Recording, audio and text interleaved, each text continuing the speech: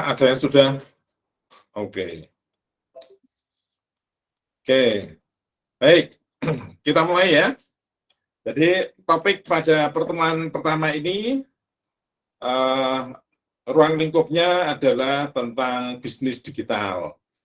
Saya yakin saudara yang sudah masuk di era digital pasti sudah mengenal banyak persoalan atau pekerjaan yang sudah mulai didigitalkan. Bukan hanya hal-hal yang menyangkut keuangan atau komersial, tetapi hal-hal yang menyangkut sosial maupun komunitas. Itu sudah menggunakan digital. Contoh yang paling revolusioner sebenarnya saudara sudah dapatkan jauh beberapa tahun yang lalu, yaitu ketika saudara mengenal dunia media sosial yang saudara kenal dengan istilah Facebook. Ya. Facebook ini sebenarnya satu platform untuk membuat jejaring sosial, ya, secara digital. Nah, saudara sudah mengalami sendiri bahwa pada akhirnya banyak orang merasakan manfaat dari Facebook ini untuk melakukan pencarian. Ya, ada orang tua mencari anaknya yang lama tidak ketemu, bisa ketemu. Ada anak yang pengen mencari orang tuanya yang lama nggak ketemu atau mungkin belum pernah ketemu, bisa ketemu. Apalagi kalau cuman grup-grup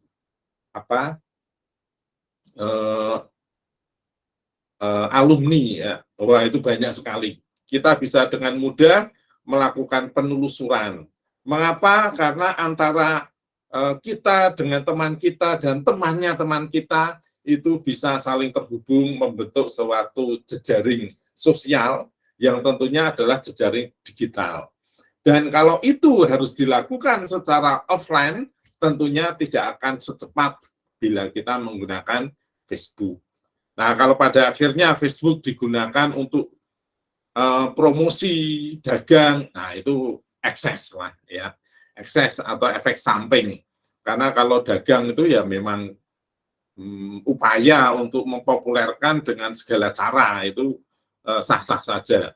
Kemudian kalau Facebook lalu dipakai sebagai media untuk sharing berita, ya wajar saja, karena juga kantor berita itu juga membutuhkan sebuah komunitas. Ya. Oke, itu contoh dari sebuah bisnis digital. Nah, tentunya saudara juga kenal bisnis digital lain yang berkonsep komersial, ya, seperti saudara mungkin terbiasa dengan Google, khususnya adalah GoFood-nya, ya toh. Kemudian saudara juga kenal Shopee yang terkenal dengan promo maupun bebas ongkirnya, ya, cari barang-barang yang diskonan, ya. Itu adalah contoh-contoh dari bisnis digital yang berbasis komersial. Ya. Itu saudara bisa sebutkan lagi. Dan seperti pada soal juga, saya minta saudara untuk membuat sebuah paparan tentang sebuah bisnis digital yang saudara mungkin terkesan, dan saudara bisa ceritakan apa kelebihan dan kekurangan dari bisnis digital itu. Apakah ada kekurangannya? Pastilah ada kekurangannya, tidak mungkin ada yang sempurna, ya kan? Contoh, kalau kita jualan bisnis online, ya dalam hal yang lain menguntungkan, tapi dalam hal yang lain tidak juga pede. Contohnya misalkan kita membeli sepatu, kita membeli pakaian. Fakta adalah bahwa ukuran itu ternyata tetap juga tidak standar. Ya. Sudah diberikan ukuran tercatat, misalkan XL itu ukurannya pinggang berapa senti, kemudian lebar dada berapa senti. Pada akhirnya begitu kita terima barangnya, kok ya nggak persis sama, ya.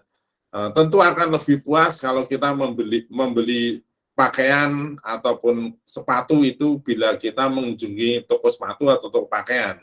Kemudian kita mencoba, kemudian kita memastikan bahwa itu fix, nyaman, nah baru kita beli. Nah, itu contoh yang tidak pernah bisa didapatkan di dalam bisnis secara online. Nah, kalau makanan, oke lah makanan, tetapi juga saudara ingat, makanan itu kalau orang tahu seni makanan, ada makanan yang sebenarnya tidak bisa dimakan dalam kondisi misalkan agak dingin gitu ya, itu nggak bisa. Misalkan apa ya, masakan capcay gitu ya, dimasak udah dingin ya nggak enak. Nasi goreng sudah dingin ya jadi keras. Nah kalau saudara membeli lewat apa itu antaran misalkan GoFood maupun GrabFood, ya bisa saja kan dalam kurun waktu tertentu 15 menit sampai dengan rumah saudara, maka sudah terjadi penurunan suhu itu dan rasanya menjadi tidak sama.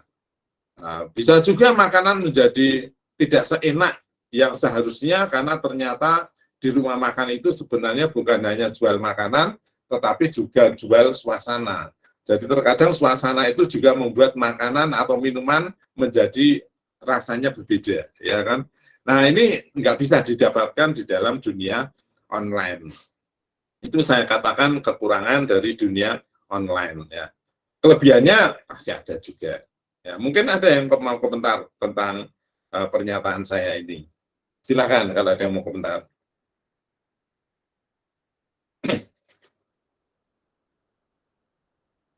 Ada? Belum ada? Oke, tidak pada tidur ya tapi ya. Wah, nanti saya ngomong sendiri lucu ya. Baik, saya lanjutkan. Di dalam bisnis digital itu juga bukan hanya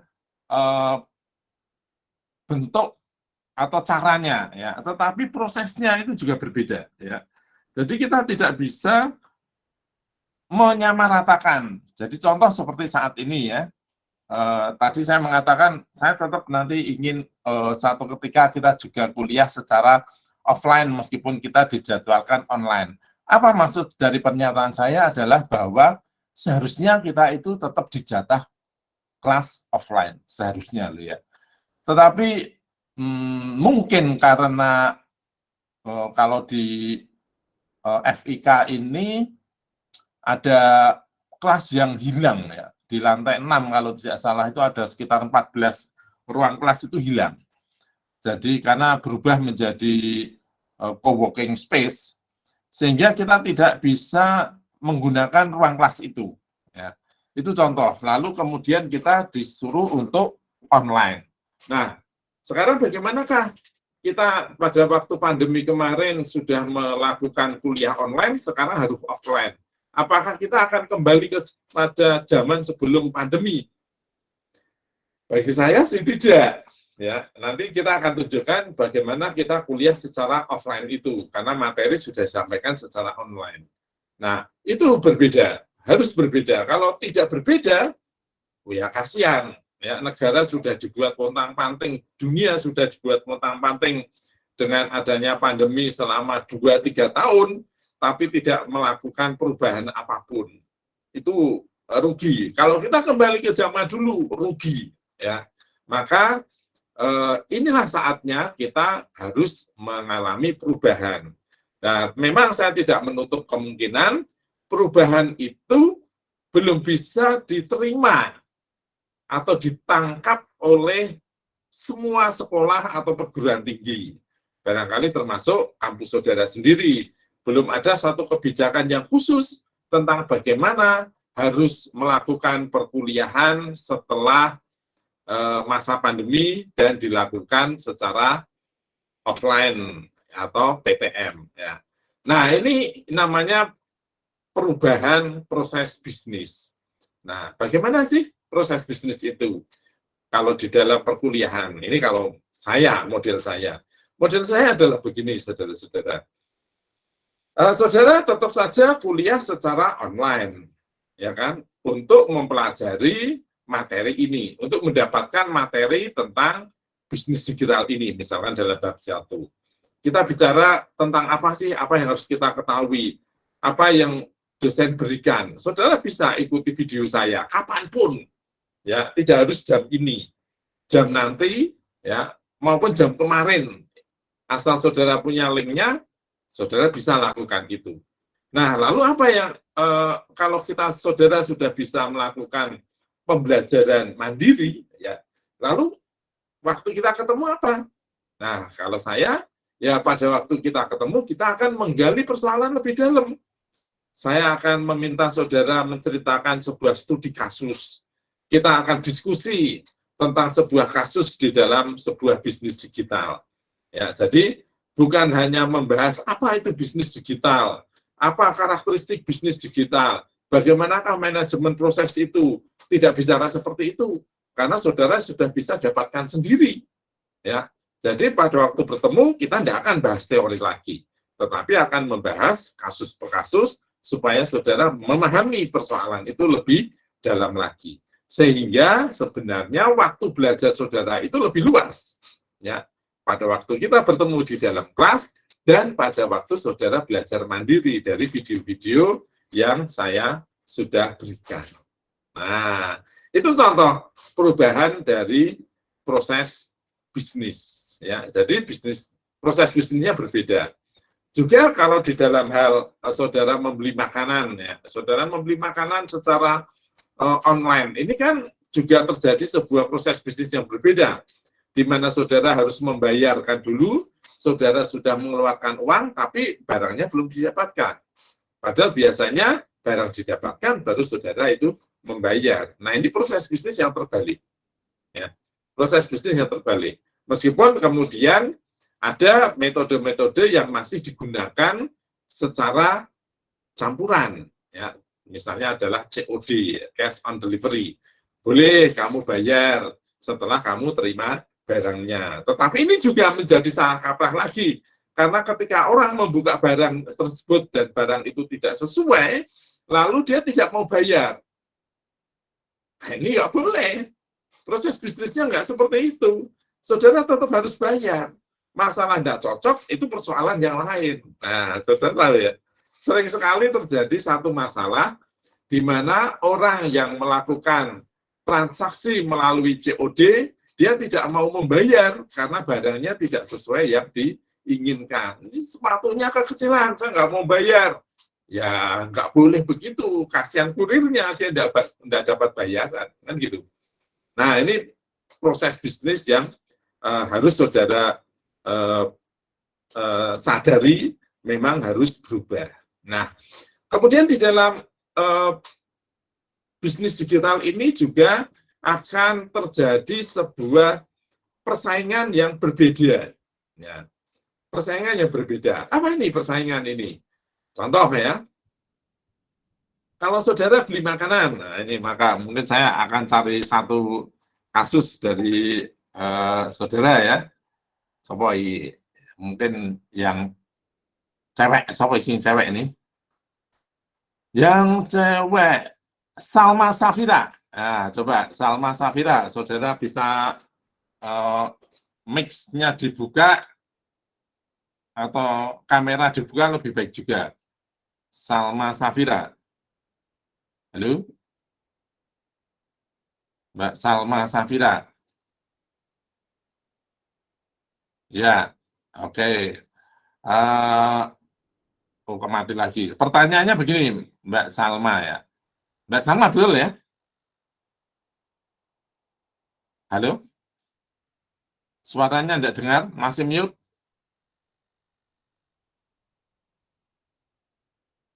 Oke. Coba Mbak Salma, kalau Mbak Salma membeli atau akan membeli makanan melalui online, itu yang dilihat apanya dulu? Halo, suaranya nggak kedengaran nih. Belum terdengar, Mbak Salma? Expirednya, Pak. Oh, expirednya. Expirednya kalau ada expired, kalau makanan fresh. Misalkan saudara pengen nasi goreng, gitu ya. Lalu kan pasti banyak tuh yang jualan nasi goreng. Maka saudara akan milih yang mana? Tampilannya, Pak, sama toppingnya mungkin. Oh, gitu ya, tampilannya dan toppingnya. Kalau toppingnya sama, tampilannya sama, karena kadang tidak sedikit toko warung-warung itu menggunakan foto yang sama. Apalagi yang saudara gunakan sebagai seleksi? Harganya, Pak. Harganya, wah mahasiswa banget ini ya. Yang murah, Harganya Pak, cari yang karena mahal. kalau akhir bulan nggak punya uang, Pak. Oh, ya. Wah, jangan curhat dong. Ya, harganya. Nah, saudara-saudara, ini satu contoh. Membeli makanan, yang pertama yang dilihat toppingnya. Ya, kalau toppingnya sama, fotonya, tampilannya, fotonya sama, harganya. Ya, kalau akhir bulan cari harga yang terendah, Pak. Loh, ini kan nanti kalau saudara selesai transaksi, biasanya kan saudara suruh ngasih bintang ya, Mbak Salma. Iya, Pak. Ya. Nah, karena harganya murah, dikasihlah itu bintang 5, kan gitu. Betul ya? Betul, Pak. Nah, sekarang yang jadi masalah, enak atau enggak itu makanannya? Enggak tahu toh. Enggak tahu, karena saya carinya yang murah. Nah, ini contoh ya. Jadi kalau kita bicara tentang kekuatan daya saing di dalam dunia makanan, maka manakah makanan yang favorit? Itu adalah makanan yang bintangnya banyak. Ya. Bintangnya 5, wah, orang pada nyerbu. Mengapa bintang 5 dipilih? Padahal makanan itu, hukum dari makanan adalah sebenarnya rasanya. Ya. Sebuah rumah makan akan laku itu karena pertama adalah rasanya. Persoalan harga itu nanti, tapi rasa dulu. Nah, ini contoh bahwa pada akhirnya bergeser. Ya, orang melihat bintangnya, padahal belum tentu makanan itu menjadi, atau rumah makan itu menjadi favorit karena rasanya, tetapi ternyata karena murahnya. Ya kan? Rasanya sih enggak. Itulah kemudian secara faktual pun, ya artinya di dalam dunia nyata, saya juga akhirnya melihat suatu fenomena, sebuah rumah makan mie yang begitu laku. Wah, kalau membeli sampai pada rela antri. Suatu ketika saya mencoba, saya lalu bertanya, apa sih hebatnya rumah makan ini sehingga saya harus mau antri? Nah, tentu itu tidak akan saya ulangi lah, ya kan? Cuman saya pengen tahu apa sih hebatnya makanannya ini. Apakah ketika makan kemudian pikiran saya akan melayang sampai ke nirwana gitu? Ternyata biasa-biasa saja. Cuman iya, murah. Gitu. Murah. Nah, ini pergeseran. Ya, jadi daya saingnya tidak lagi menjadi konvensional bahwa makanan itu adalah yang pertama harus rasanya. Enggak. Ternyata adalah murahnya. Jadi tidak salah Mbak Salma ini berpikir yang murah Pak di akhir bulan, awal bulan juga tetap aja cari yang murah. Enggak Pak, cari yang banyak diskon, sama aja. Sama aja itu. Nah, itu daya saing. Jadi di dalam bisnis digital itu, apalagi yang kita bicara tentang komersial, nanti akan berhadapan dengan model persaingan yang berbeda. Dan persaingan ini juga terkadang muncul dengan begitu cepat, tetapi juga turun juga begitu cepat. Ya. Jadi banyak rumah makan itu menjadi the rising star gitu ya. Wis, langsung laku banget. Tetapi juga satu ketika pas lagi laku-lakunya, lalu dengan begitu cepat, lalu turun.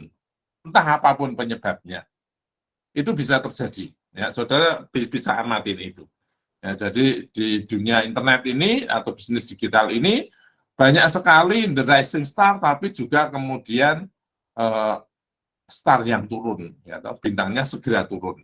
Ada sebuah bisnis yang kemudian begitu melonjak, dulu itu seperti makanan gitu ya. Ada makanan yang aneh-aneh muncul. Waduh, luar biasa. Di mana-mana muncul. Tidak lama, dalam waktu 1-2 bulan, sudah tidak laku lagi.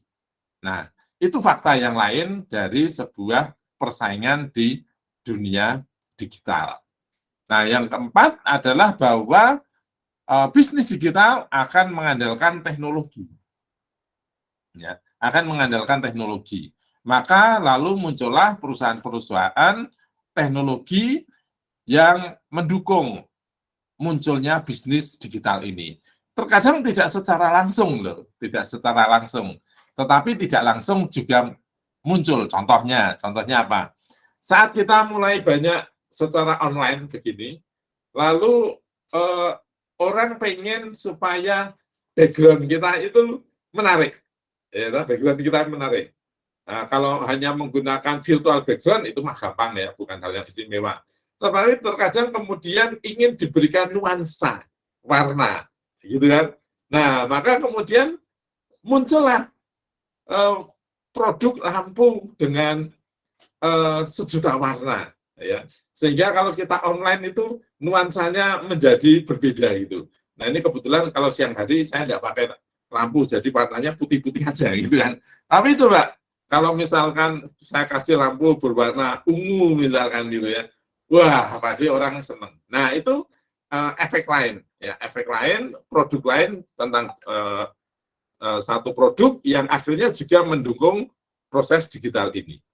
Kemudian munculnya kamera, ya, kamera-kamera webcam yang sebenarnya webcam itu sudah lama ada, sudah lama, tetapi banyak yang nggak pakai.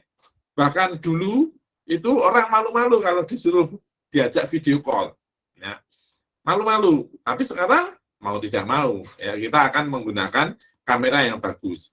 Nah, muncul lagi produk yang lain, apa? Lampu, ya kan? Lampu supaya menyoroti wajah kita sehingga terlihat lebih glowing gitu kan.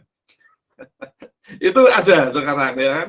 Jadi muncullah produk-produk lain yang lalu mendukung adanya supaya bisa berbisnis secara lebih lancar menggunakan teknologi digital.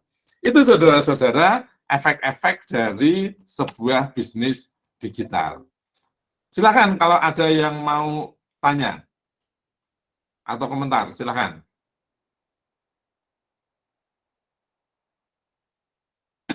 Belum ada? Baik, saya lanjutkan. Nah, bisnis digital itu pemahamannya adalah satu bisnis yang fokus pada penggunaan transaksi secara online dengan memanfaatkan platform sosial, mobile, dan atau website. Ya, jadi apapun yang ada di dunia maya itu kita bisa manfaatkan. Entah itu platform sosial, entah itu platform bisnis, entah itu berbasis website, entah itu berbasis menggunakan PC, ataukah itu juga menggunakan aplikasi mobile, ya. Nah, itu adalah bisnis digital. Ya, fokus transaksi secara online.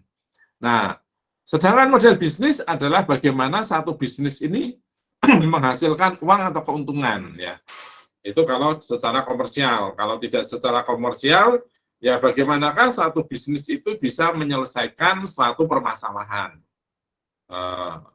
Jadi misalkan Facebook itu saya tadi berikan satu contoh. Bagaimana Facebook itu lalu bisa digunakan untuk melakukan menjaring sebuah pertemanan, ya. Akhirnya lalu muncul apa? Sebuah komunitas sosial, ya, secara digital, ya. Jadi kita dengan cara Facebook itu lalu kita bisa saling terhubung satu dengan yang lain dari tempat yang saling berjauhan. Jadi pertemanan itu bisa terbentuk. Itu contohnya model bisnis menggunakan digital, ya. Lalu apa model bisnis digital itu?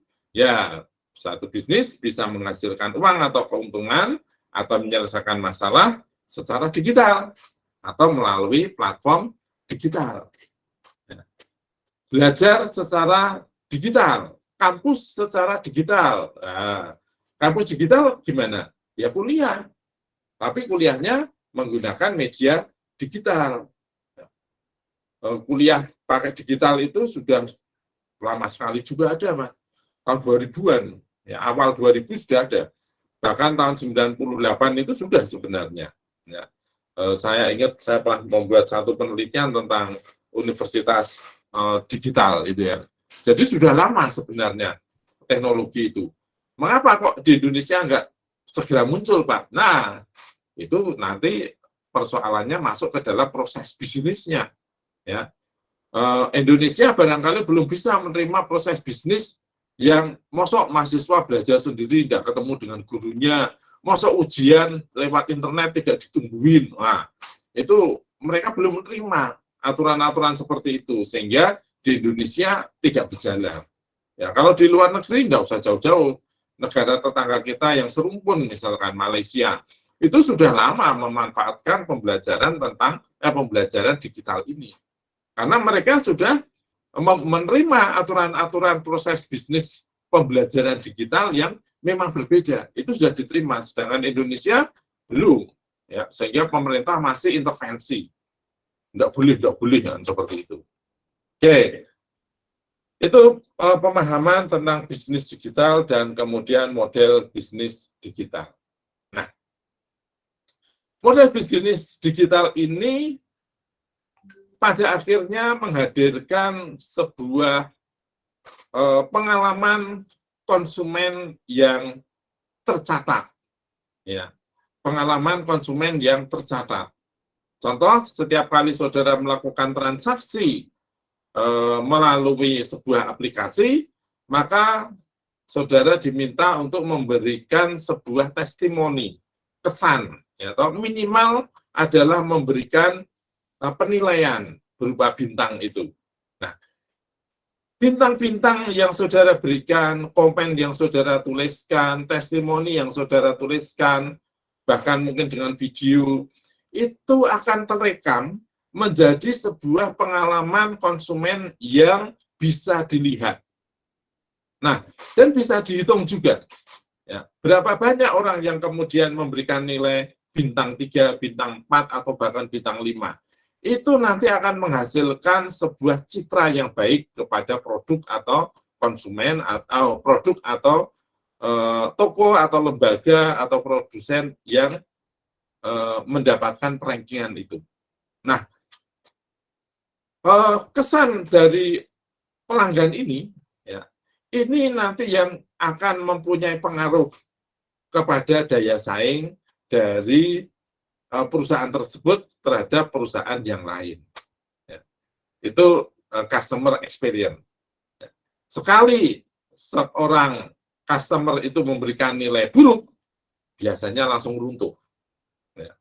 Saya sendiri juga pernah melakukan contoh itu, ya, karena saya begitu kecewa dengan seorang tukang ojek. Ya. Mengapa kecewa? Ya, mosok dari mana?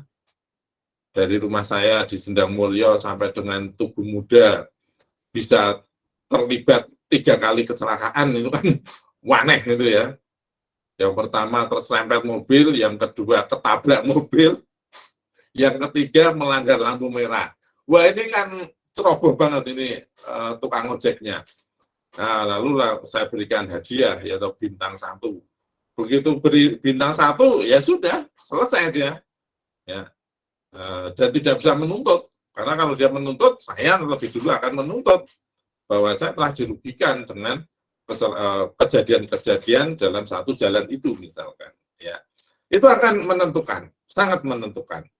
Nah, yang kedua, model bisnis ini juga pasti akan dirancang tentu untuk menghasilkan keuntungan bagi perusahaan. Ya. Contoh, misalkan ada pinjaman online. Ya. Pinjaman online ini sudah menerabas aturan-aturan perbankan sebenarnya, apalagi untuk peminjaman online yang belum disertifikasi atau belum ada dalam pengawasan OJK. Hati-hati itu. Ya, pasti akan menghasilkan keuntungan untuk perusahaan. Contoh, orang pinjam 1 juta, tapi begitu dia pinjam, uang yang diterima nggak sampai 1 juta, ya toh, hanya 800.000 misalkan. karena cicilan pertama sudah harus dibayarkan. Ya. Nah, masih 800.000. 800.000 ini juga nanti akan dipantau terus. Belum lagi dia juga tidak secara transparan, terkadang tidak secara transparan memberikan bunganya, bunga pinjaman itu. Bunga pinjaman itu dalam bulan, dalam minggu, atau dalam hari. Ternyata mereka terkadang juga tidak konsisten. Sehingga tahu-tahu pinjaman kita yang cuma 1.000, yang kita terima 800, ternyata dalam waktu 2 bulan harus membayarkan 1.600.000 misalkan. Nah, itu kan tidak masuk akal. Nah, karena kita bingung, lalu mereka sudah meneror, ya, dan dia langsung menghubungi, ya, apalagi seorang ini adalah orang sosialita mungkin, yang senang terhubung dengan Facebook. Wah, langsung yang terhubung dengan Facebook, dengan WA, semuanya diberitahu, menjelek-jelekan saudara, bahwa saudara utang tapi tidak pernah membayar. Wah, itu akan meruntuhkan mental juga. Ya. Itu sisi lain, bahwa dalam suatu bisnis digital, pasti perusahaan itu akan mencoba untuk tetap menghasilkan keuntungan lebih dulu. Ya, jadi tidak mungkin dia akan memberikan satu layanan yang lebih mudah, tapi tanpa menghasilkan keuntungan. Enggak, dia juga akan melakukan bisnis digital itu untuk menarik keuntungan yang lebih besar. Yang ketiga adalah memperluas pasar. Ya, ini cukup mudah dijelaskan. Ya, bahwa dengan bisnis digital ini kita akan mampu menerobos, ya, ruang waktu. Ya, ruang waktu artinya ruang waktu kita bisa berbisnis dengan negara-negara lain yang bahkan tidak mempunyai hubungan diplomatik, itu bisa, ya. Misalkan kita tidak punya hubungan diplomatik dengan Israel, tetapi saudara pengen beli sepatu dari Israel, oh tetap aja bisa, ya, bisa, meskipun nanti pengirimannya harus lewat jalan-jalan yang lain. Lalu bisnis digital ini juga nanti akan berdampak, karena proses bisnisnya berdampak, maka keterlibatan dari karyawan ini juga akan berdampak juga, ya. Karyawan akan terlibat di dalam proses bisnisnya ini secara berbeda, ya. Ini perubahan-perubahan di dalam proses digital. Di dalam sebuah proses digital, tadi saya katakan pasti akan memanfaatkan teknologi atau punya ketergantungan terhadap teknologi. Nah, ini adalah gambaran teknologi dari bisnis digital ini. Yang pertama, kita bisa lihat di sini, ya, bahwa semua operasional itu akan tergantung kepada teknologi. Orang sering mengenal dengan istilah IoT, Internet of Things, ya. Jadi akan menggunakan internet menjadi sesuatu yang sangat penting di dalam menyelenggarakan bisnis digital.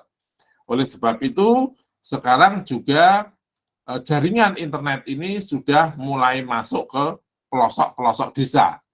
Ya. Seandainya tidak menggunakan internet pun, maka minimal jaringan teleponnya sudah cukup kuat, sehingga bisa mengakses website melalui handphone mereka. Ya. Internet menjadi sebuah tulang punggung untuk bisa terselenggaranya proses bisnis secara digital ini. Nah, lalu muncullah beberapa istilah, ya kan, seperti di dunia kesehatan muncul e-health. Ya, apa itu? Ya, semua hal yang berkaitan dengan kesehatan yang dijalankan secara atau transaksinya melalui teknologi elektronik atau internet. Mulai dari konsultasi, periksa, hasil lab, kemudian membeli obat, itu semuanya bisa menggunakan internet. Jadi tidak harus ke rumah sakit. Ya. Kemudian logistik. Nah, logistik atau pengiriman ini menjadi sebuah bentuk bisnis yang sekarang naik daun. Ya. Nanti akan sangat menentukan di dalam proses digital, maka logistik menjadi tulang punggung. Maka sekarang saudara lihat banyak sekali perusahaan-perusahaan pengiriman, ya, dan tentu mereka akan menawarkan harga yang termurah. Oke. Nah, kemudian munculnya industri 4.0 ya, di mana industri 4.0 ini ya satu industri yang mengandalkan dunia internet. Ya. Juga munculnya kemudian sistem keamanan yang berbasis internet. Ya, kita tahu sekarang banyak sekali CCTV yang dipasang di kota kita ini dan bisa diakses, sehingga dengan demikian saudara pun bisa melihat ya, secara real kondisi jalan raya. Macet nggak ya? Macetnya seperti apa sih? Nah, saudara bisa telusur di sana. Lalu dengan mengakses kamera yang ada di jalan tersebut, saudara akan tahu secara real bagaimanakah kondisi lalu lintas tersebut. Ya, itu tentang security, itu tentang jalan raya, tapi juga kemudian keamanan rumah bisa digunakan juga. Ya, bagaimana CCTV yang dipasang di dalam rumah kita juga bisa diakses melalui internet. Ya. Kemudian muncullah transaksi-transaksi ini, ya karena di dalam basis data itu tidak ada data yang dihapus, maka terkumpullah data yang besar yang kita kenal dengan istilah big data. Nah, data-data ini nanti akan bermanfaat ketika kita akan melakukan analisis ya, sebuah pasar, sebuah produk, ya, analisis tentang pesaing, ya itu menggunakan data-data yang terkumpul. Dan teknologinya pun sekarang juga mulai marak, ya ada istilah data mining, ada artificial intelligence, ya itu bisa menjadi sebuah hal-hal yang akhirnya memudahkan, ya memudahkan orang untuk melakukan transaksi itu. Lalu juga munculnya platform-platform sosial media.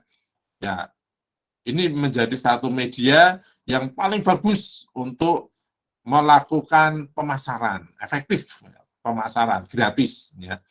Tetapi kalau sekali saudara kejeglong, ya akan runtuh juga pada akhirnya. Ya, lalu semakin praktisnya orang, lalu sekarang orang semakin mengandalkan teknologi mobile. Ya, maka didukung dengan adanya handphone yang sekarang semakin kuat performanya menyerupai komputer. Ya, sehingga dengan menggunakan alat yang bisa kita genggam ini, lalu kita sudah bisa melakukan transaksi yang seperti yang kita inginkan dan kita dapatkan bila menggunakan PC biasa. Itu tentang kaitan antara proses digital, bisnis digital dengan teknologi. Ada yang mau komentar? Silakan. Siapa yang mau komentar? Yusuf, Deandra, Farah, Aryo. Ini malah ada yang keluar, kepental ya. Gulam Almus, ini orang India atau gimana nih? Mas Gulam? Halo? Namanya Pak menarik nih. Mas Gulam orang mana, Mas? Orang Kalimantan, Pak. Oh, Kalimantan. Asli dari Kalimantan ya, Mas Gulam? Iya, Pak. Asli Kalimantan, Pak. Oh, kok namanya Gulam Almus kan seperti nama orang Turki ini kayaknya. Nggak tahu, Pak. Nggak tahu ya. Ya, karena orang tua modern sekarang memberikan nama sudah tidak menggunakan teori lagi. Oke. Ada yang mau komentar? Tidak ada? Baik, saya lanjutkan lagi. Tentang proses bisnis. Ya, proses bisnis memang harus berubah. Tapi sebelumnya kita lihat apa sih proses bisnis itu. Proses bisnis adalah satu tahapan atau langkah yang dilakukan oleh organisasi atau perusahaan agar tujuan dan target-targetnya bisa tercapai dengan baik. Tahapan atau langkah. Ya, aktivitas bisnis adalah aktivitas mengubah input menjadi output dengan melakukan sesuatu pekerjaan, proses atau work. Ya, itu aktivitas bisnis. Ya, jadi aktivitas bisnis itu mengubah input menjadi output dengan melakukan satu pekerjaan atau proses aktivitas. Ya, contoh, Inputnya adalah ya di bawah ya, raw material, bahan baku. Ya. Lalu aktivitasnya adalah mengubah bahan baku itu menjadi sebuah produk. Ya. Kita membeli gandum, kita membeli pisang, kita membeli coklat, kita membeli ragi, ya kan? Kemudian kita proses, jadilah roti pisang. Nah, gitu ya. Jadi kita mengubah yang tadi tepung menjadi roti pisang. Pisang menjadi roti pisang. Ya kan? Nah, lalu roti pisang inilah yang kemudian akan dikirimkan. Kita berbisnis tentang data. Ya. Kita ngumpulkan data. Ya. Kemudian data ini kita olah. Hasilnya sebuah informasi, analisis. Itu sudah banyak. Ketika saya masih bekerja di Jakarta tahun 90-an, sudah terbiasa membeli informasi. Ya, ternyata ada satu perusahaan yang kerjaannya itu mencari data, kemudian dia mengolah data, nah hasil olahan itu yang kita beli. Ya. Biasanya kita akan tanya tentang daya saing kita. Siapa sih produsen pesaing kita?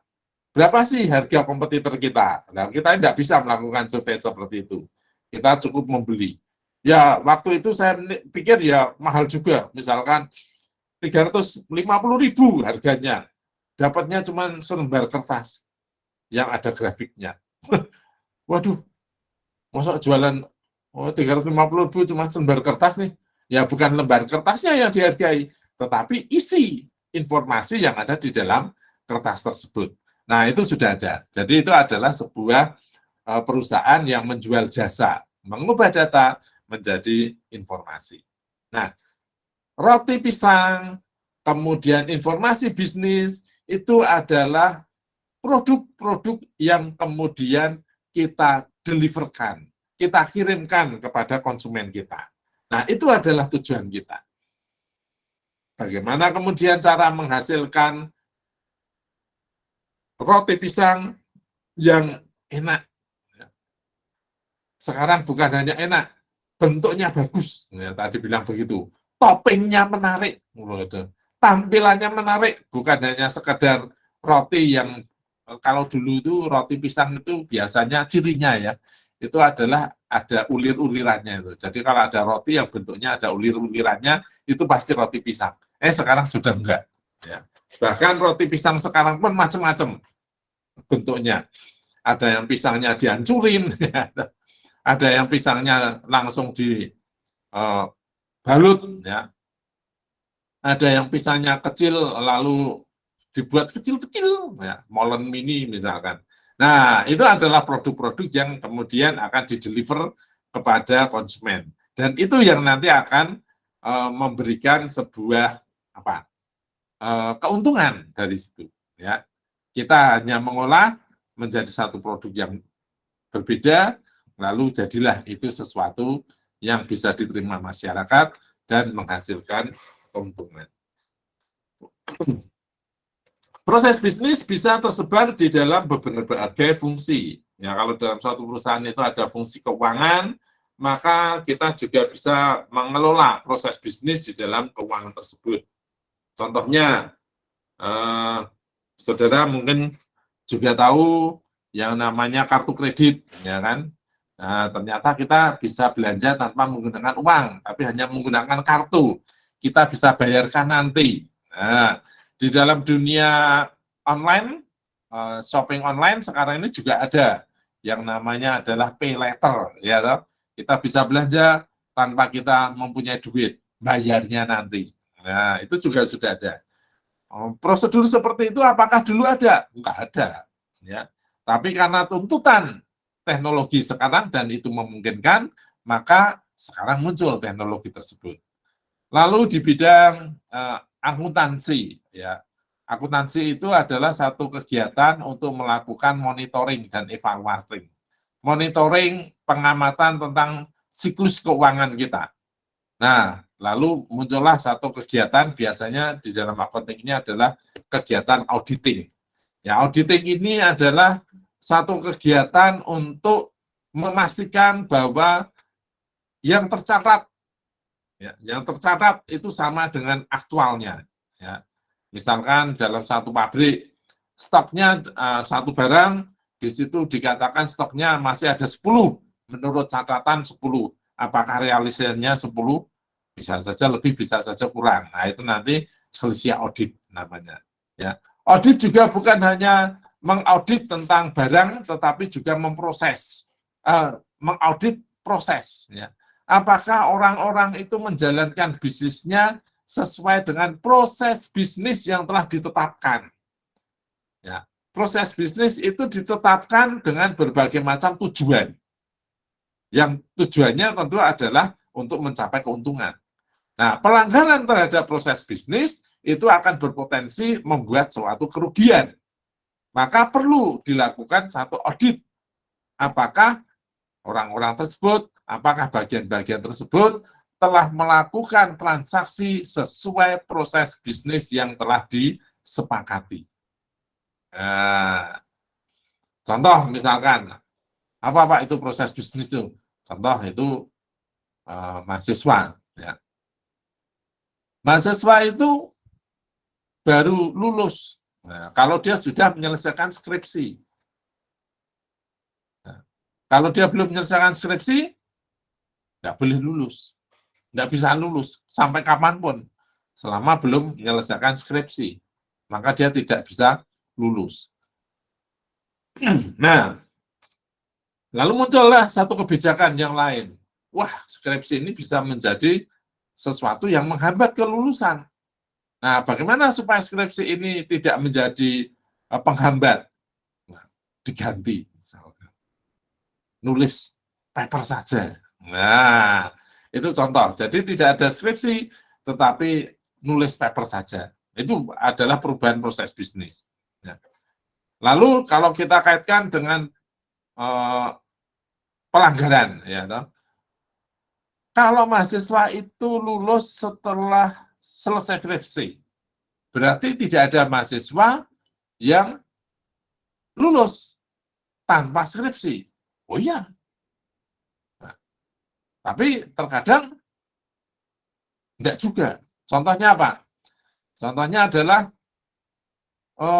waktu kelulusan, karena waktu kelulusan itu pakai tanggal ya, udah mepet. Udah mepet. Nah, mahasiswa ini ujiannya juga mepet dengan kelulusan itu. Seharusnya dia tidak akan diluluskan sebelum revisinya selesai.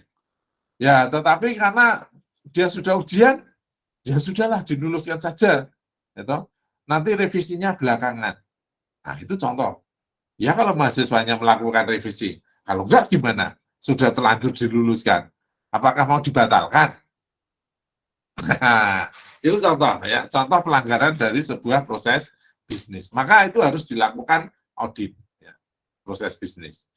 Kemudian juga rekrutmen, bisnis proses di dalam dunia sumber daya manusia. Ya.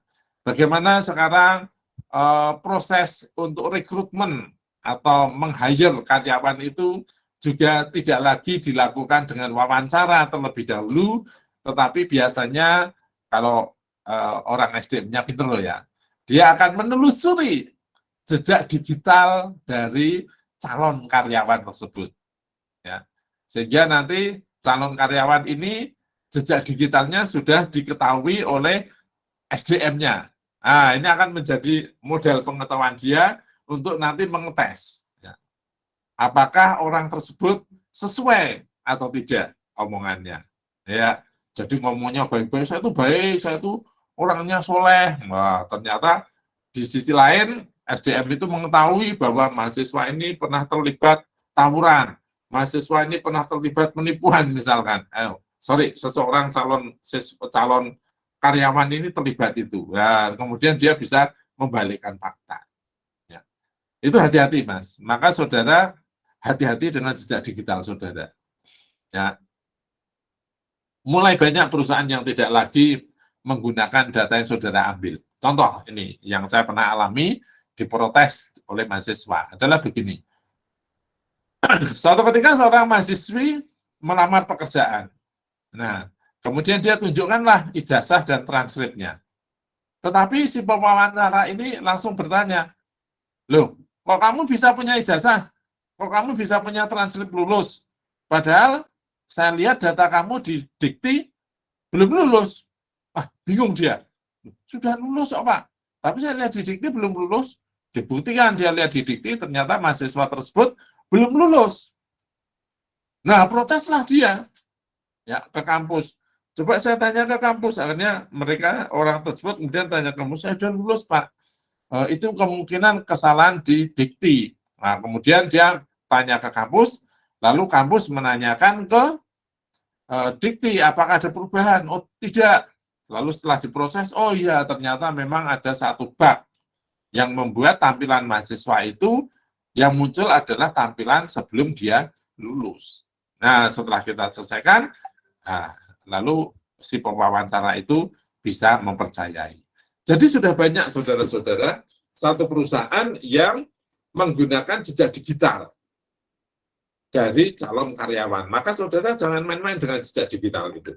Ya. Oke, teknologi juga akhirnya digunakan proses bisnis, khususnya untuk apa? Melakukan analisis data bisnis. Ya. Karena tadi data bisnis sudah menjadi begitu besar, maka lalu dibutuhkan perangkat yang besar juga.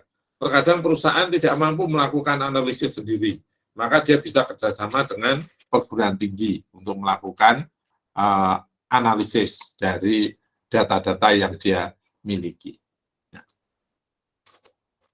Proses bisnis itu bisa bersifat formal, bisa bersifat informal. Kalau formal biasanya adalah terdokumentasi dengan baik. Dan langkahnya biasanya adalah tetap. Nah, langkah-langkah yang tetap ini lalu dirumuskan di dalam sebuah dokumen yang disebut dengan Standard Operating Procedure atau SOP. Nah, jadi semua proses bisnis harus sesuai, dijalankan sesuai dengan SOP-nya. Nah, kalau tidak sesuai SOP, salah. Salah berpotensi merugikan. Nah, tetapi juga ada sebenarnya proses-proses bisnis itu yang tidak formal. Ya. Dan biasanya proses-proses bisnis yang tidak formal ini tidak menggunakan pola tertentu. Apa itu contohnya? Contohnya misalkan di dalam melakukan pengenalan sebuah produk. Contohnya adalah di dalam hal melakukan pendekatan kepada seorang klien. Itu biasanya nggak ada dokumentasinya. Prosedurnya seperti apa? Nggak ada. Karena sangat tergantung dari klien tersebut. Ya, ada klien yang susah, ada klien yang gampang, ada klien yang stylenya tinggi, ada klien yang stylenya rendah, ya, ada yang klien pola tingkahnya sok tinggi, ada yang sok rendah. Nah, itu akan memunculkan sebuah langkah-langkah atau proses-proses yang berbeda. Nah, ini tidak ada dokumentasinya. Biasanya nanti proses-proses seperti ini akan tersimpan di dalam diri orang tersebut menjadi sebuah pengetahuan yang istilahnya tajik. Pengetahuan yang apa? Yang ada di dalam diri. Ya, bisanya nanti ya ditularkan, ya, tapi tidak persis. Itu tentang proses. Sorry.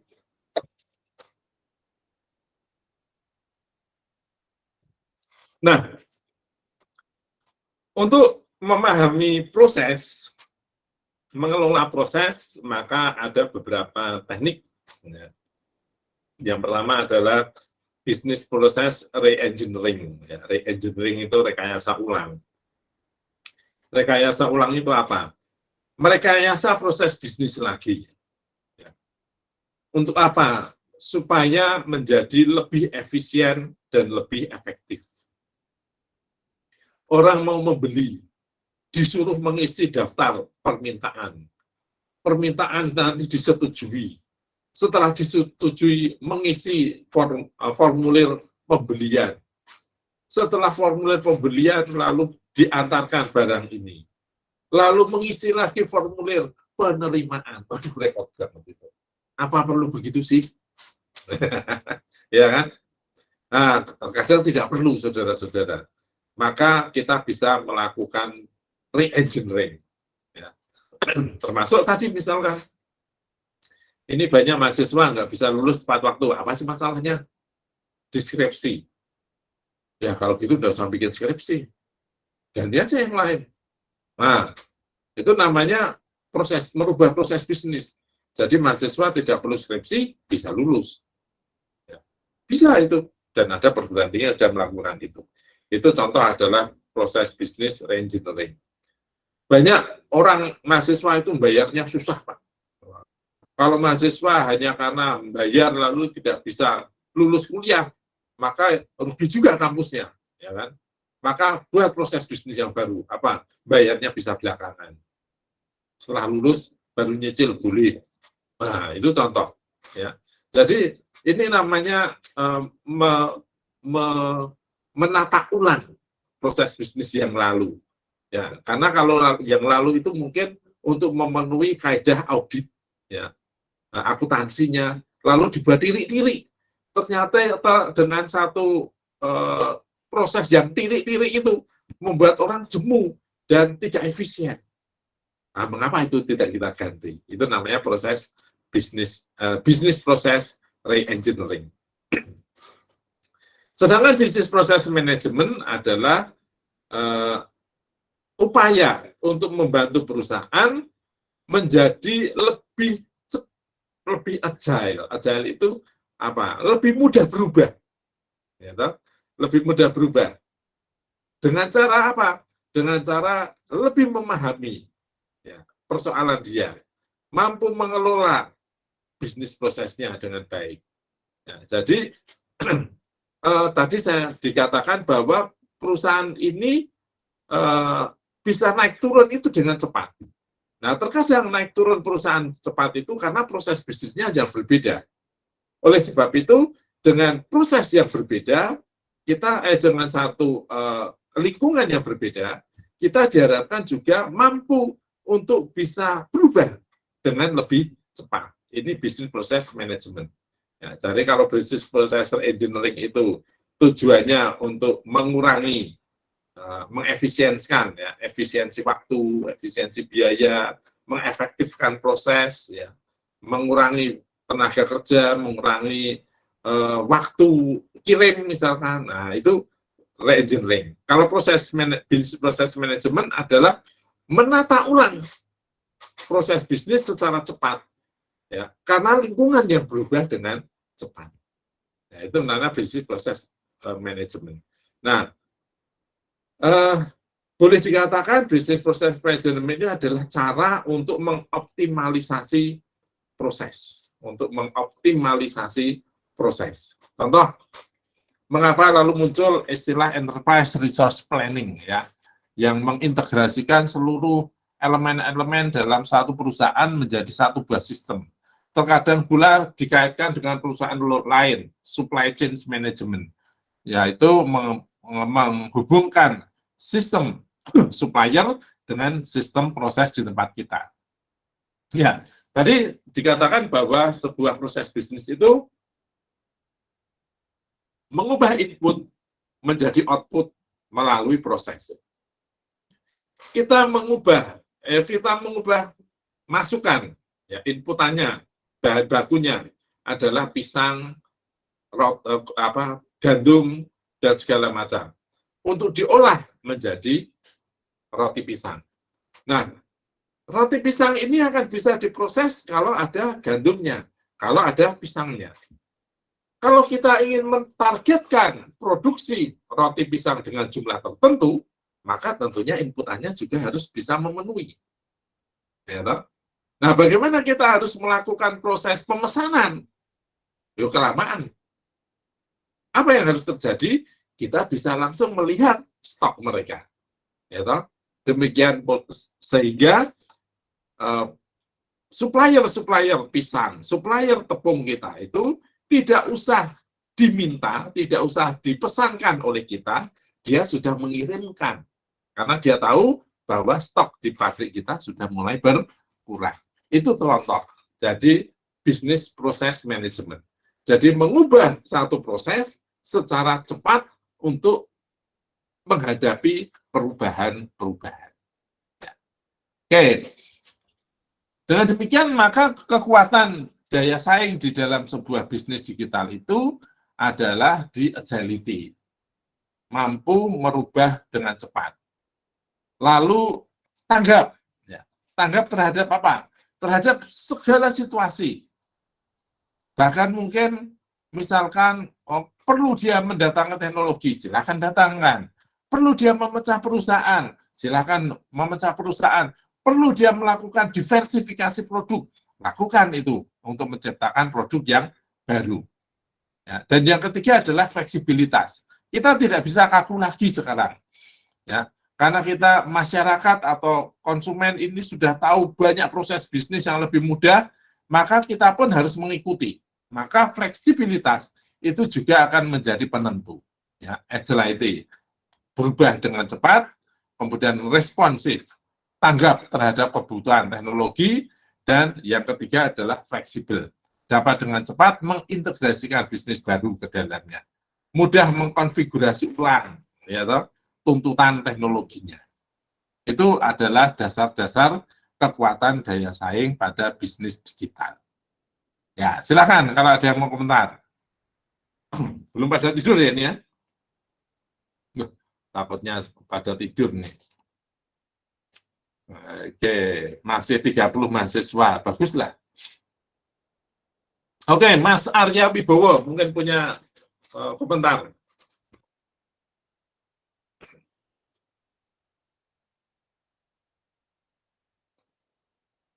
Gimana Mas Arya Wibowo?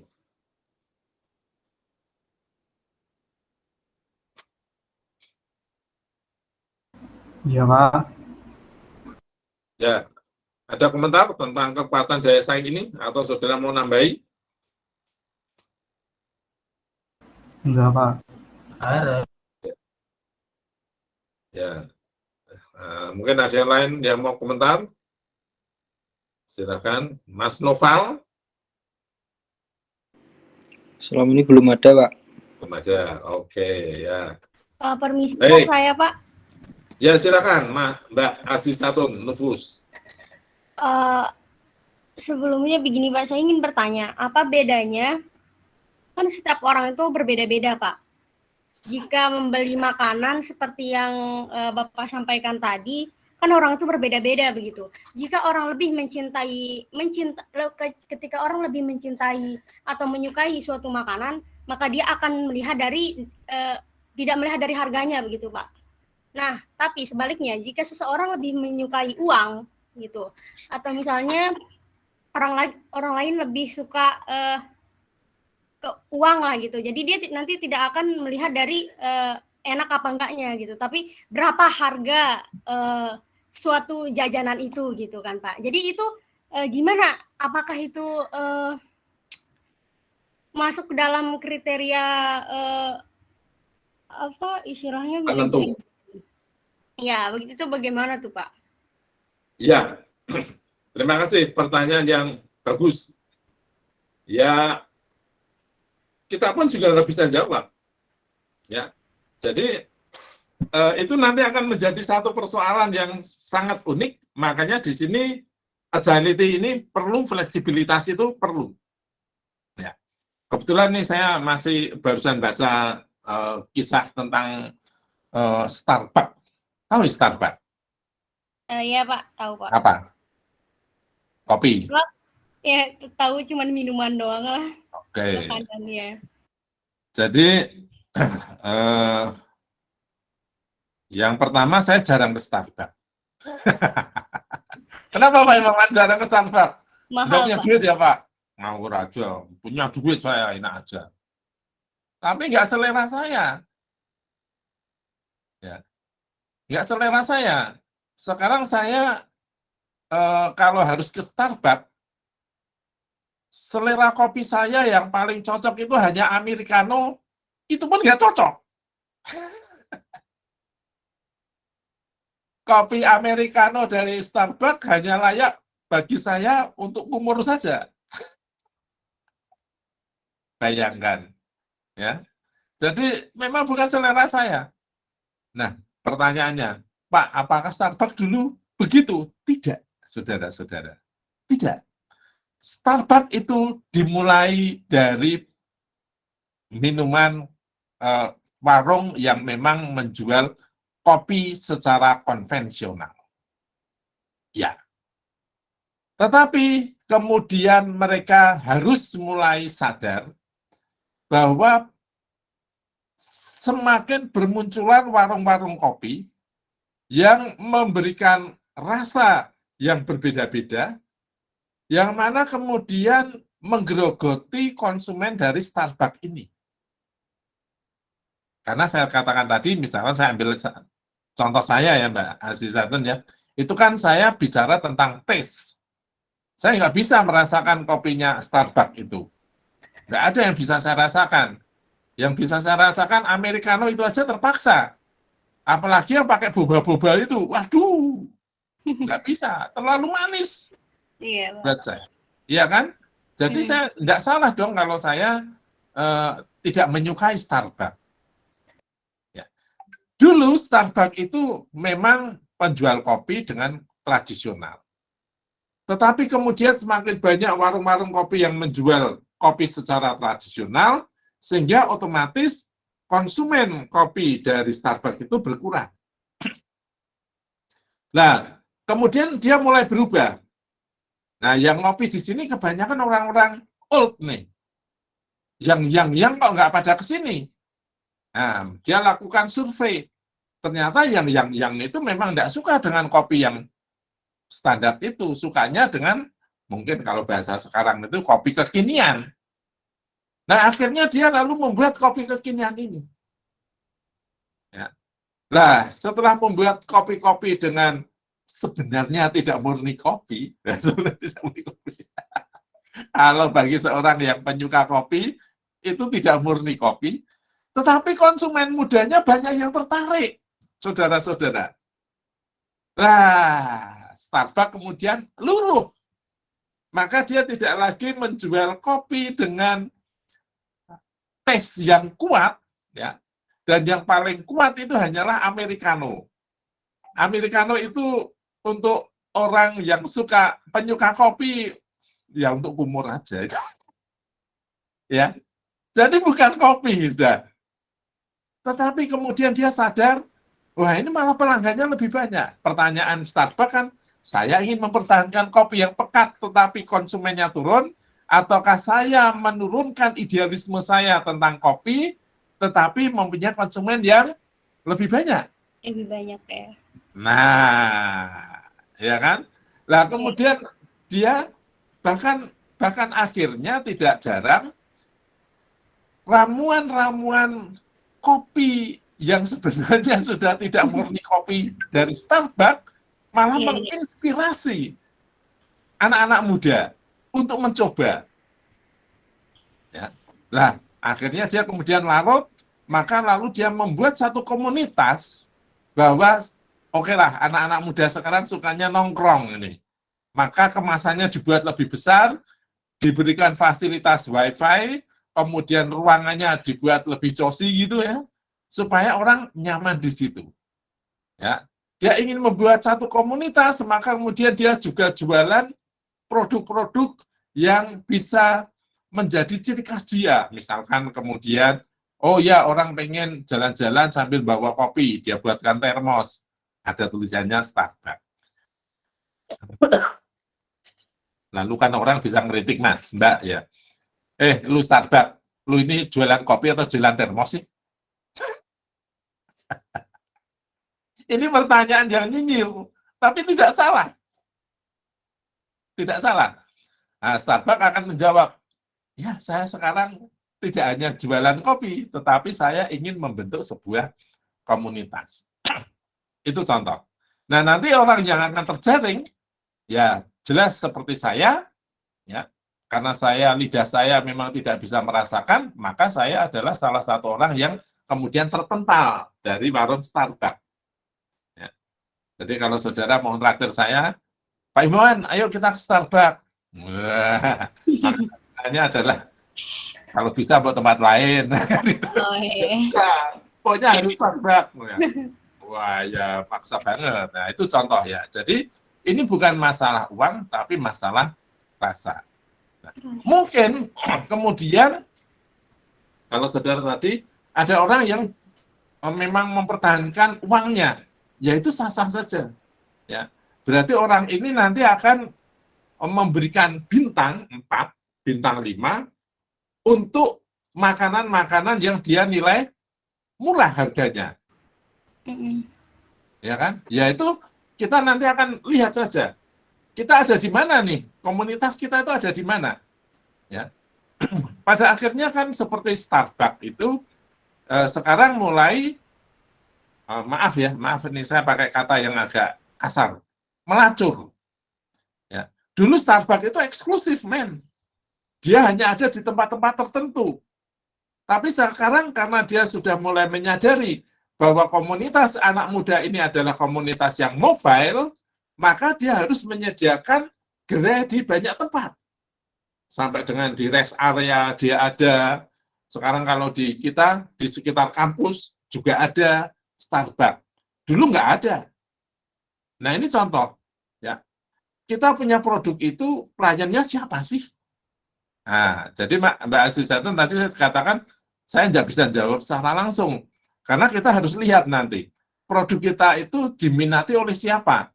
Terus kita mau kejar kemana nih?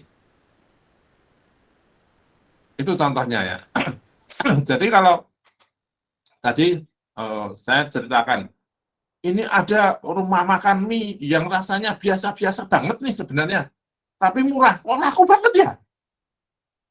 Oh, karena ternyata di kelompok itu, di tempat itu, banyak orang yang lebih senang murahnya. Iya. Nah, lalu orang itu menyerbu tempat itu. Ya, ya mungkin di sekeliling kampus. Saudara kan sekarang udah ke kampus loh. Iya, Pak. Nah, banyak sekarang itu muncul burjo itu. Nah, apa sih hebatnya burjo? Saya kadang protes. Burjo ini apa tadi? Bubur kacang hijau. Iya. Begitu saya datang ke warung itu, saya minta bubur kacang hijau. Yang jual malah bilang, maaf Pak, nggak ada. Lu gimana nggak ada? Adanya apa? Nasi. Lu ngaco, kamu ini ngaco, saya bilang itu. Kalau kamu jualannya Indomie, bilang aja Warmindo. Ya toh? Iya. Nah, itu kenapa orang ini begitu?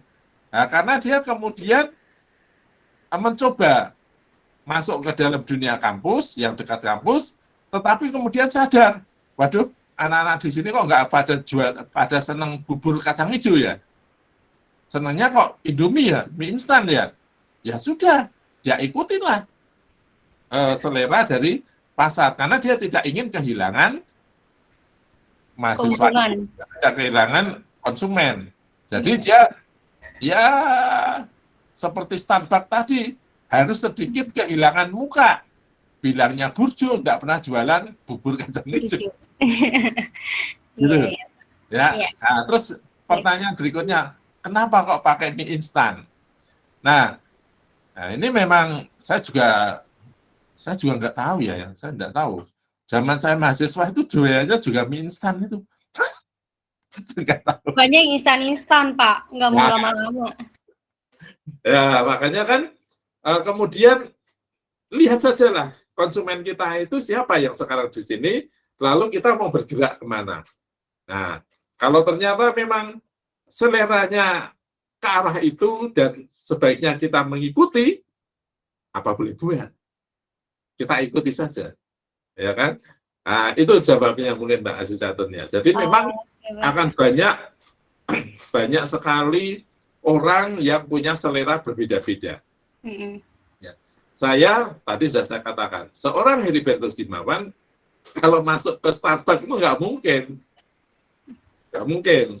Kenapa nggak mungkin ya? Karena bukan selera saya.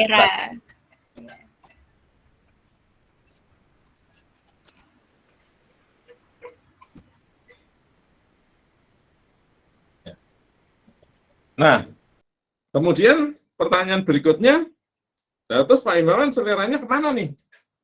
Apakah ada warung kopi yang sesuai dengan selera Pak Himawan? Ada, yaitu warung kopi yang tradisional. Tapi ya konsumennya dikit.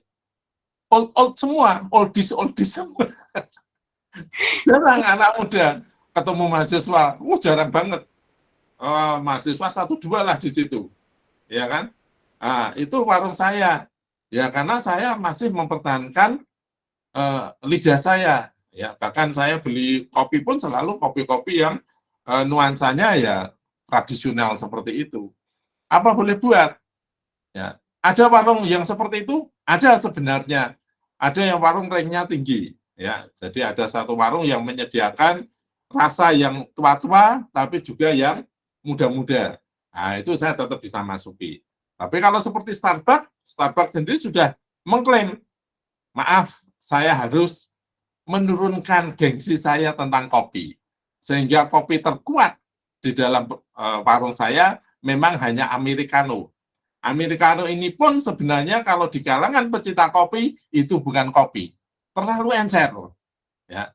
Nah, Americano aja enggak doyan, apalagi yang boba-boba begitu, tambah enggak jelas. Malah jualan apa itu? Apa itu yang ijo-ijo itu? Loh, ini enggak ada kopinya malah. Ya, itu contoh ya. Tapi enggak apa-apa, karena kembali lagi bisnis digital itu muncul dengan cara mengambil dari kesan konsumen. Bagaimanakah konsumen saya itu? Oh, ternyata konsumen saya itu mayoritas begini. Dan dia menghendaki yang seperti ini. Ya, akhirnya mau tidak mau, dia harus melakukan perubahan secara cepat. Ya, agile itu berubah secara cepat. Lalu, tanggap. Nah, mungkin tanggap itu apa? Bahwa ternyata Starbucks ini setelah berhasil membentuk komunitas, ya kan anak-anak muda ini dulu anak saya waktu SMP aja malah kalau mengerjakan PR-nya kerja kelompok di Starbucks kok. Anak SMP kerja kelompok enggak di sekolahan, tidak di rumah temennya, tapi di Starbucks.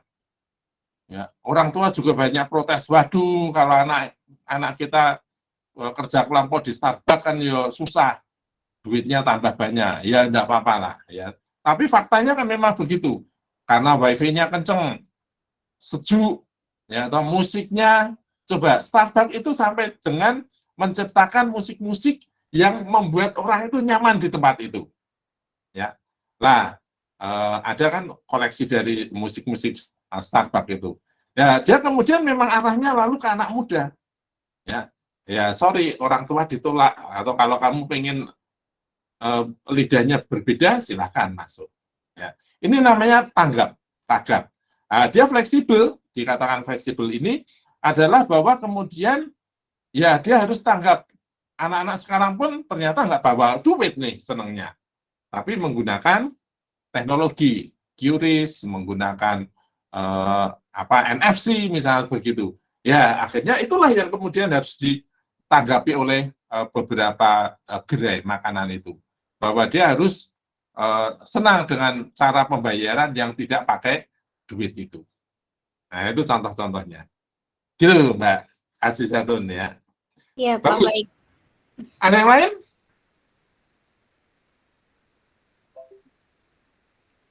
Oke, kalau tidak ada, saya lanjutkan. Bagaimanakah kemudian kita bisa menganalisis supaya kita tetap punya daya saing? Nah, biasanya orang menggunakan analisis SWOT ini, ya, memahami kekuatan dari brand kita, dari perusahaan kita, dari produk kita, ya. Kemudian kelemahan dari produk kita, organisasi kita. Jadi mengenali kekuatan dan kelemahan kita. Kemudian kita juga harus melihat peluang yang ada dan hambatan-hambatannya. Ya. Dengan memadukan keempat ini, memahami kekuatan, memahami kelemahan, melihat peluang, dan memahami keterbatasan kita, hambatan-hambatan kita, maka kita bisa kemudian melakukan sebuah perubahan. Ya. Perubahan untuk bisa tetap berdaya saing. Ya.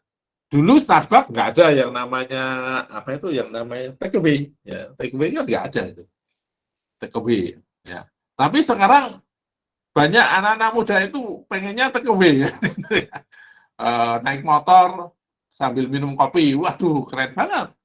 Ya sudah, akhirnya Starbucks juga lalu membuka fasilitas untuk take away ini juga.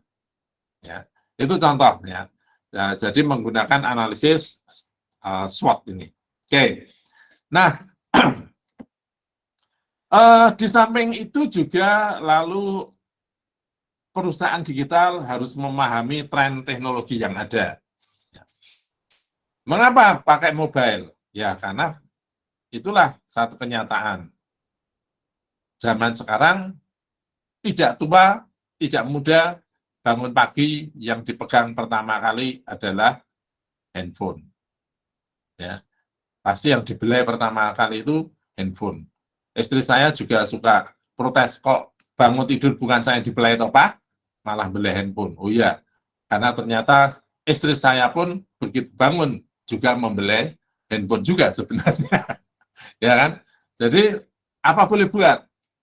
Kalau sekarang banyak orang menggunakan handphone, maka manfaatkan semua informasi dan transaksi itu dilakukan dengan menggunakan handphone.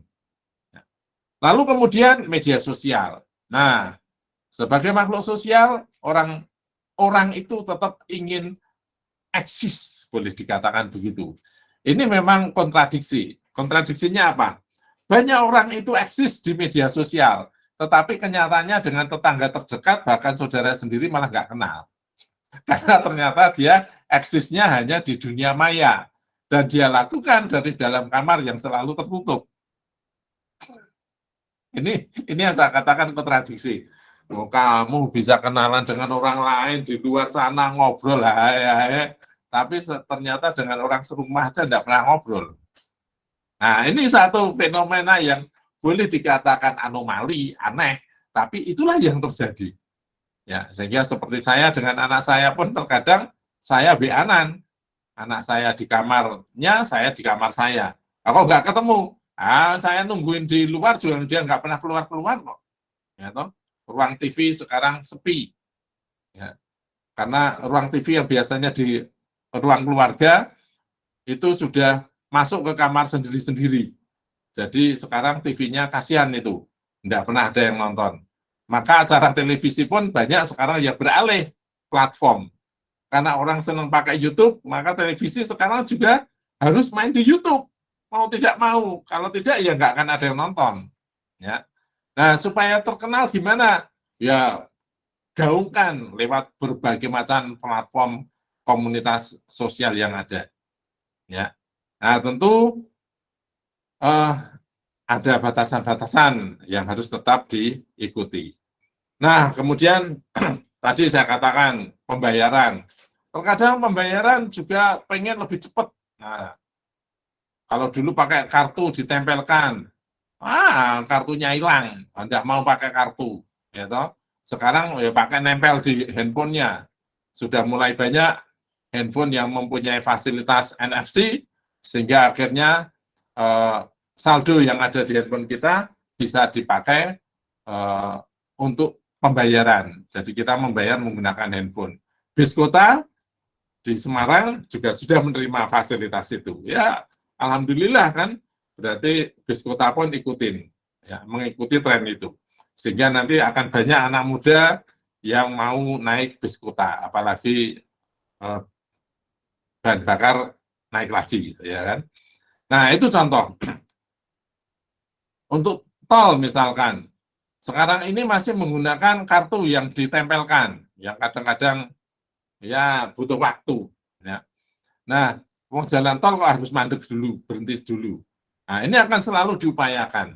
Sehingga sekarang mulai dicobakan menggunakan NFC ini, ya, sehingga yang dengan itu ditempelkan di dalam bodi mobil kita, kemudian alat yang dipasang langsung bisa menerima tanpa kendaraan tersebut harus mengurangi kecepatannya atau apalagi berhenti. Ya. Kalau menggunakan kartu yang selama ini kan juga kadang-kadang ditempelkan habis itu jatuh. Sopirnya malah harus keluar. Sopirnya keluar kesulitan karena ternyata pintunya terlalu mepet. Udah repot lagi. harus lewat sebelah yang lain. Nah, ini malah menghambat. Ya. Jadi itu nanti akan selalu menjadi review untuk generasi-generasi selanjutnya. Ya, tapi intinya adalah bahwa di dalam membangun organisasi atau bisnis di dalam era digital ini, maka satu-satunya cara adalah kita harus selalu memantau teknologi terkini yang ada. Ya. Nah, itu teman-teman yang bisa saya sampaikan dalam perkuliahan pada siang hari ini. Ya. Saudara-saudara bisa melihat lagi rekamannya kapanpun saudara ulang. Kemudian tolong juga di dalam sistem penilaian saya itu saya selalu menghargai tugas, maka setiap tugas yang saya berikan tolong dikerjakan dengan baik. Ada yang mau bertanya? Tidak, Pak. Oke, kalau tidak ada, terima kasih atas perhatiannya. Kita bertemu minggu